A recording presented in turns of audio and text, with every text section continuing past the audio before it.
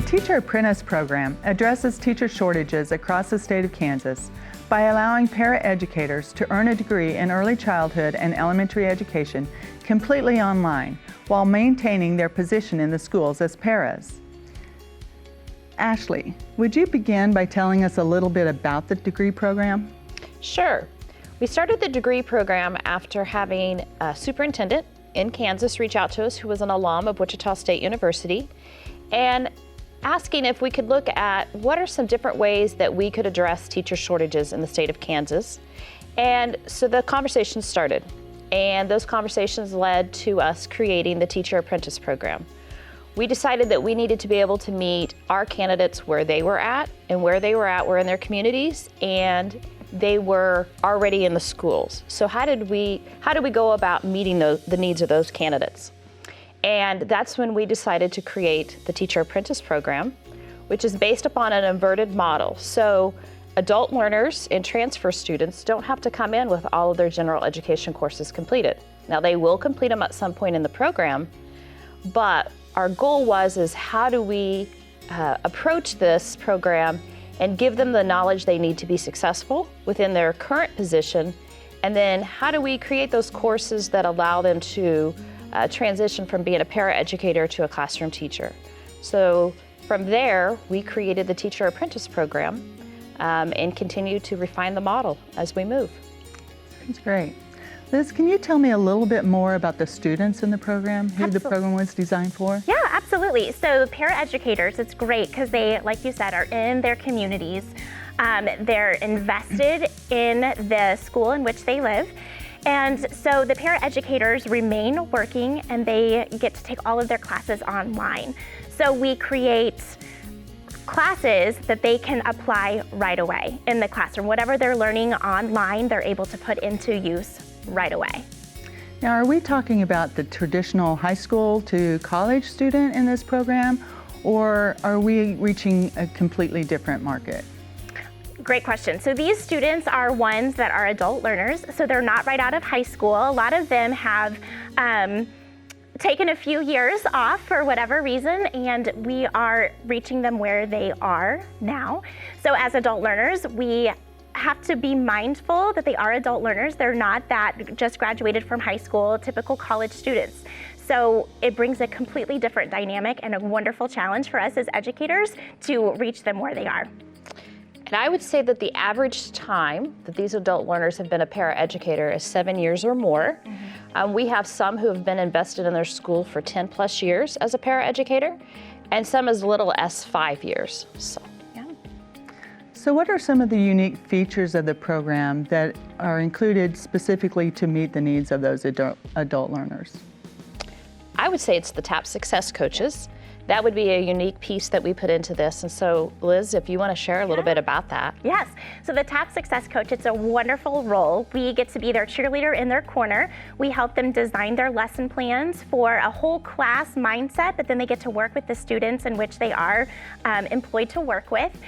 We refine those lesson plan skills. We provide them feedback to help ensure that they have differentiation and accommodations for their students, that we really want them to think about a universal design, just like we do on the on-campus programs. And as a success coach, we get to watch them online. They video themselves doing their lessons, and so then we get to provide that feedback of their lesson. So it sounds like a success coach is a little like a mentor. Yes. Yes. Yes. They're mentors, but they also are people who understand the practice. They are building administrators, they're district administrators, they're classroom teachers. Each one of them are stellar in their own skills, but they also want to make a difference in teacher education. And so their goal is to, where is this para, and how do I scaffold that learning process so that they start to see themselves differently, they being the candidate who's in the program. We don't want them to see themselves as, I'm just the para. We want them to see the impact that they're making in the classroom, whether they're the para or whether they transition into teacher of record. Yeah. Another great thing about the success coaches is we meet with them every month via Zoom. So we have our entire group and we follow them the entire time that they're in the program. So I would have a student from day one and get to see their journey for the next 2 years or 3 years.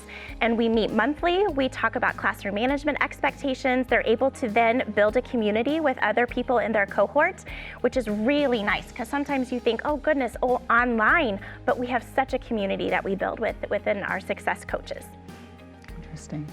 So I'm interested in the online piece and how you've been able to make that feel less online and less individual and more of a community, as you said. Is there anything else you want to share about that? Absolutely. Oh, go ahead. No, you're fine. Okay, so one of the things that our instructors do is we'll videotape ourselves doing our lectures, kind of like a flipped classroom.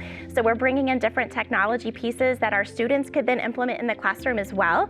And we do discussion boards, and not just here's a question and I want you to answer it. We want to really let them know, if you do a discussion board, it's not coming in and shouting into a classroom and then leaving. So how am I advancing the conversation? We're talking about higher order thinking skills that not only are we modeling with our students, but that we want them to then model, whether they have those early childhood educator students or up to 5th and 6th grade. So the videos are very helpful. We check in with them often. Our instructors are available all the time, which is so nice. These students really bounce a lot of ideas and brainstorming off of their instructors and success coaches. That sounds great. I would say not only is it the instructors that have helped this process, but I would say the advisors. Our candidates don't feel like they're in an online program because they feel like their advisor's right there, ready to answer their question. We have 2 academic advisors who are focused and looking at, how do we meet the needs of these students? So, and then also that TAP Success Coach, that has played a crucial role in this program in helping build that relationship and connecting the student to Wichita State University. Wonderful. So high touch and online. Yes. So what's ahead? What's the future of the TAP program? I think growing throughout Kansas. Right now we're in so many districts, but I would love to see us grow throughout more districts in Kansas. Mm-hmm. And I see us going across the borders of Kansas into the Shocker City Partnership schools or cities and working with the districts within those. This program has started to be recognized by superintendents outside of the state of Kansas, and they're now starting to call us and say, how can we be a part of this program? And how do we grow our own teachers? Teacher shortage isn't just something happening in Kansas, it's happening across the nation. And so districts want to know, how do we grow our own teachers? How do we create this same pipeline within our own district? And so those conversations are starting.